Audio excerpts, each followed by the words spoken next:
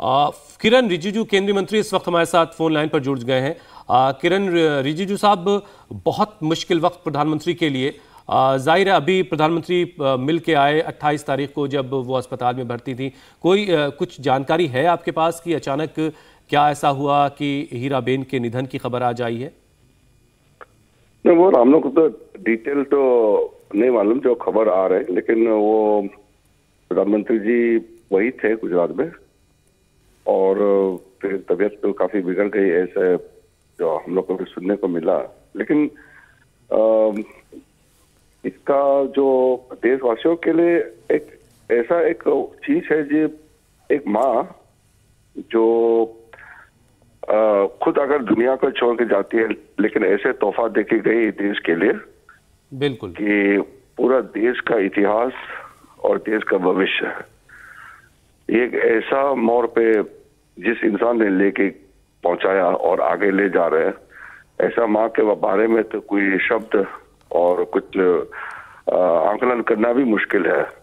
हम सिर्फ धन्यवाद ही दे सकते हैं उस माँ को जो इतना बड़ा तोहफा देश के लिए दिया है। किरण रिजिजू जी, अपनी माँ से काफी प्रेम था प्रधानमंत्री नरेंद्र मोदी को और वो हमेशा उनके प्यार के बारे में बात भी करते थे। ऐसे में माँ बेटे के इस रिश्ते के बारे में अब क्या कहेंगे आप? वो तो हर समय से प्रधानमंत्री जी तो कहते नहीं थे, पब्लिकली जिक्र नहीं करते थे, लेकिन जो जिस लगन के साथ जिस तरीके से काम करते थे, तो कहीं ना कहीं इंस्पिरेशन माँ से लेता था और लेते रहे हैं, ये भी झलकता था। और फोटो के जरिए या कभी कभी जब कुछ माँ के जन्मदिन हो या कुछ ऐसा समय हो तो माँ के चरणों में पहुंचना, तो ये अपने आप में बिना कहे बहुत कुछ मैसेज दे जाते हैं। रिजिजू साहब, देखिए, चूंकि अगर आपके लिए मुमकिन हो, आप सरकार में बड़ी जिम्मेदारी निभा रहे हैं, ये भी खबर है कि आज प्रधानमंत्री के जितने कार्यक्रम हैं वो रद्द नहीं किए गए हैं। फिजिकली नहीं, वर्चुअली प्रधानमंत्री अपने सारे जो जिम्मेदारियां वो आज निभाएंगे। इस बारे में कोई अपडेट है आपके पास क्या? नहीं, अभी तो पता नहीं है। हम भी अभी एयरपोर्ट पहुंचे हैं, हमारा भी कार्यक्रम है, तो इसलिए उसका जानकारी अभी नहीं है। आप भी पहुंच रहे हैं अहमदाबाद? नहीं, अपने अपने कार्यक्रम है सब मंत्रियों का, तो अभी ऑफिशियली कुछ खबर नहीं दिया गया है। रिजिजू साहब, कुछ और कोई और बात अगर आप शेयर करना चाहें हमारे साथ प्रधानमंत्री और उनकी माताजी के बारे में? नहीं, उसके बारे में मैंने कहा ना, शब्दों में बयान करना और आकलन करना मुश्किल है। इसको जैसे जो मैसेज है, मैसेज अपने आप में ही बहुत बड़ी बात है कि ऐसा माँ जो है हम लोगों को देश के लिए मिला है, जो ऐसा पुत्र दे के गया है, जो देश के लिए बहुत ही अनमोल हीरा जो छोड़ के गए हैं, उसी को ही हम लोगों को समझना है। ये अभी जब प्रधानमंत्री 28 तारीख को माताजी की तबीयत जब बिगड़ी थी, उनको देख करके लौटे, उसके बाद पीएम से आपकी मुलाकात हुई थी, क्या हुई थी मुलाकात और क्या बातचीत हुई थी?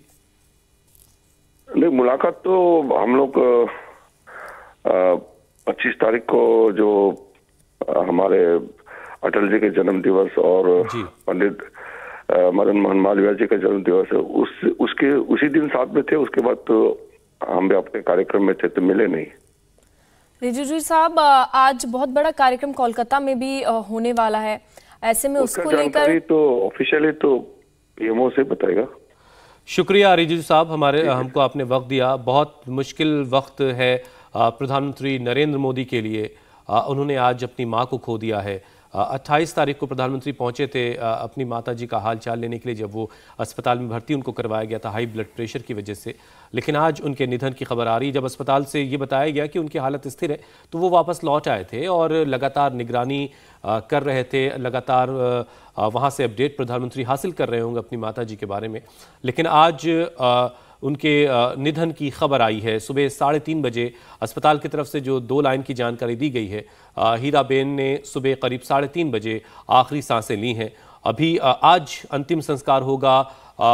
क्या शेड्यूल रहने वाला है, ये सारी जानकारी अभी परिवार की तरफ से आनी बाकी है। प्रधानमंत्री अहमदाबाद के लिए रवाना हो रहे फौरन, और जो आज के कार्यक्रम है सबसे बड़ी बात इसमें यह है कि इतने गहरे दुख के दिन भी प्रधानमंत्री अपने जो काम है, देश के जो काम है, जो जिम्मेदारियां उनकी प्रधानमंत्री के तौर पर है, उनको वो उसका वो निर्वहन करते रहेंगे। वर्चुअली अपने सारे काम वो अंजाम देंगे। अभी तक का अपडेट फिलहाल यही है। तो पीएम की मां हीराबा की मंगलवार को अचानक से सांस लेने में जब उनको दिक्कत होने लगी थी, और इसके अलावा उन्हें कफ की भी काफ़ी ज़्यादा शिकायत बताई जा रही थी। इसके बाद उन्हें अहमदाबाद के यूएन मेहता अस्पताल में कार्डियोलॉजी एंड रिसर्च सेंटर में भर्ती करा दिया गया था।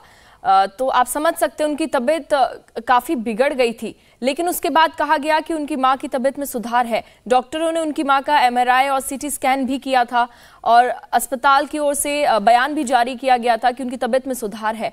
लेकिन आज सुबह उनकी मां का निधन हो गया है।